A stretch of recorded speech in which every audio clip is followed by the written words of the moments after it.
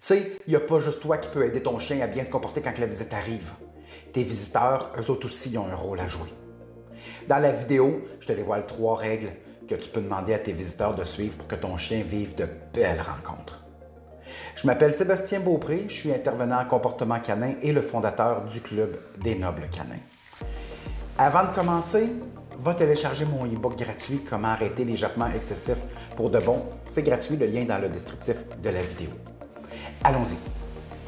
La première chose à demander, c'est d'attendre que le chien décide de l'interaction.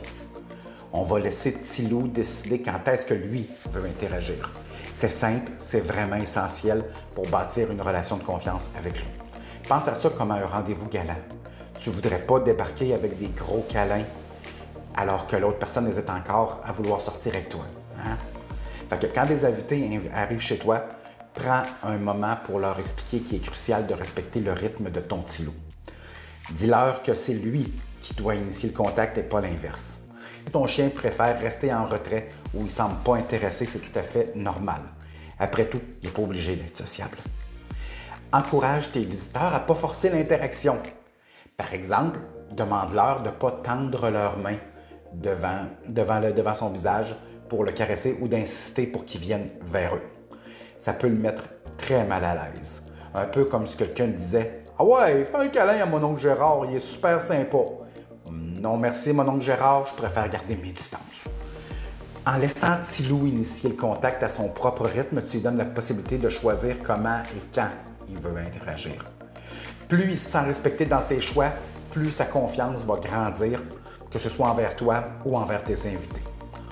Ça peut demander un peu de patience, mais crois-moi, respecter les limites de ton chien, ça va faire toute la différence. Donne-y l'espace dont il a besoin, puis tu vas voir qu'avec le temps, il va venir de lui-même vers les personnes avec qui il va se sentir à l'aise. Chaque petit pas qu'il va faire, c'est un pas de plus vers un équilibre dans une maison calme et des promenades beaucoup plus agréables. Puis qui sait, peut-être qu'un jour, il va être même prêt à faire un câlin à mon oncle Gérard. Hey, avant de continuer, n'oublie pas de liker, commenter, t'abonner à ma chaîne YouTube pour plus de conseils et pour rien manquer des nouveautés. Ensuite, la deuxième chose à demander, c'est de respecter la bulle du chien. Respecter son espace personnel. Oh oui, tu as bien entendu. Imagine un instant que quelqu'un que tu ne connais pas débarque chez vous puis qu'il se mette à te faire un câlin digne d'un ours en peluche dès qu'il te franchit le seuil. C'est pas très confortable, hein? Ben, pour Tilou, c'est exactement la même chose. Il a besoin de temps pour s'habituer à ses nouveaux visages puis de sentir qu'il peut se la couler douce sans se sentir comme un poisson en dehors de l'eau. Fait que explique à tes visiteurs qu'ils doivent absolument éviter de se précipiter vers lui comme si leur vie en dépendait, surtout les enfants. Chaque chien a sa propre zone de confort, une bulle personnelle qui est aussi essentielle à son bien-être qu'un bon café le matin. Si cette bulle-là est envahie trop rapidement, ton chien il pourrait se sentir stressé, inquiet, voire réactif. Rappelle-toi, un chien réactif, c'est pas un chien méchant, c'est juste un chien qui essaye de dire « Hey, wow, je suis pas encore prêt ». Son langage corporel peut être très révélateur. Si ses oreilles sont en arrière, s'il évite le regard ou s'il recule comme s'il tentait de battre un record de sprint, ça signifie qu'il n'est pas encore prêt pour une interaction.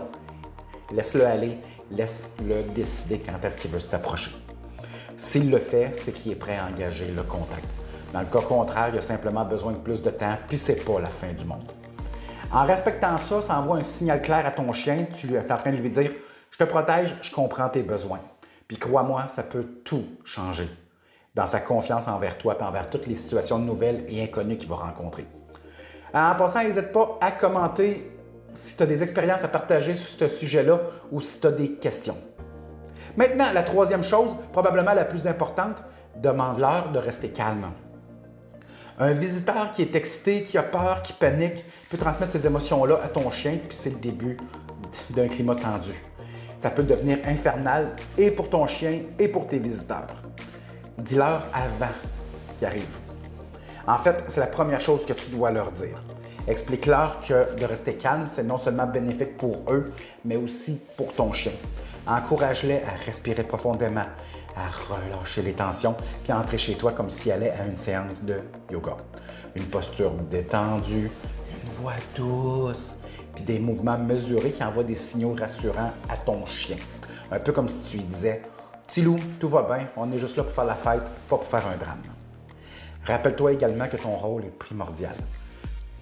Prendre quelques secondes pour sensibiliser tes invités à ce sujet-là peut vraiment faire toute la différence dans la manière que ton chien perçoit puis gère ces moments-là. Donc, créer un environnement calme, agréable où tout le monde, y compris ton chien, va se sentir bien, c'est un pas de plus vers une vie sans stress. Puis qui sait, peut-être qu'avec un peu de chance, tes invités vont finir par devenir les meilleurs amis de ton chien ou du moins, ils vont éviter de lui faire peur comme s'ils étaient des fantômes. En passant, ces conseils sont aussi valables si c'est toi qui vas visiter chez quelqu'un d'autre. Donc, merci d'avoir regardé. N'oublie pas de partager tes expériences en commentaire. Sur ce, je te dis à bientôt et stresse pas. Bye!